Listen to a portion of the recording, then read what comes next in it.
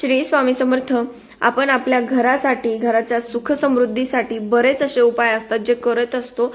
म्हणूनच या नववर्षात म्हणजे या पाडव्याला, हिंदू नववर्षाचा पहिला दिवस, 3.5 मुहूर्तांपैकी एक पूर्ण मुहूर्त ज्याला मानलं जातं, या दिवशी केलेले उपाय अत्यंत प्रभावी असतात. घरातील धनधान्य आणि आर्थिक भरभराटीसाठी अतिशय उपयुक्त असतात. तर काय करायचं मी तुम्हाला सांगते. घराच्या मुख्य प्रवेशद्वाराचे पूजन. ते कसं?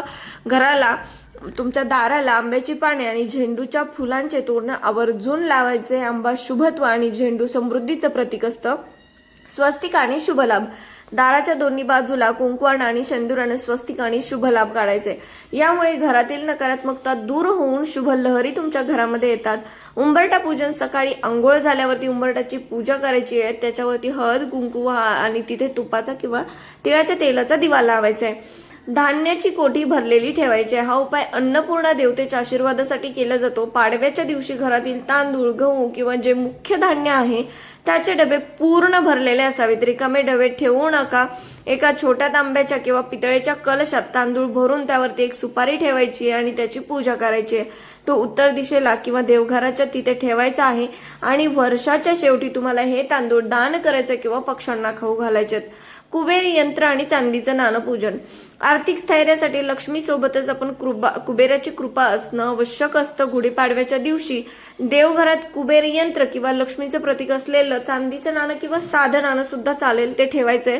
त्याला केशर आणि चंदनाचा टिळा लावून ओम वित्तेश्वराय नमः या मंत्राचा जप करायचा. यामुळे वर्षभर पैशाची चणचण भासणार नाही. आता गुढीची विशेष पूजा काय आहे तर गुढी उभारताना त्यावरील तांब्या म्हणजे कळस हा तांब्याचा असावा. जो ऊर्जेचा सुवाहक आहे, ज्यांच्याकडे नसेल त्यांनी साधा लावला तरी चालेल.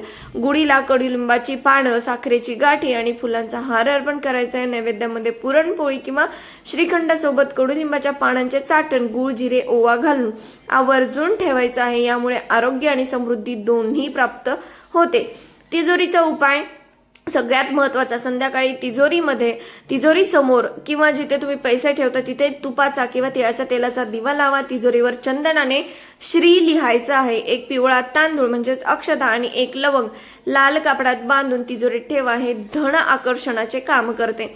नवीन वर्षाच्या दिवशी यथाशक्ती अन्नदान किंवा गरजूला मदत केल्यानं पुण्यफळ अनेक पटींनी वाढणार आहे आणि घरातील भांडण तंटे टाळायचे आहेत. ज्या घरात आनंद असतो तिथे लक्ष्मी स्थिर राहते. सकाळी रिकाम्या पोटी कडुलिंबाचे पान खाणे हे विज्ञानाच्या दृष्टीनेही आरोग्यदायी आहे, ज्यामुळे वर्षभर आपले आजारपण दूर राहते.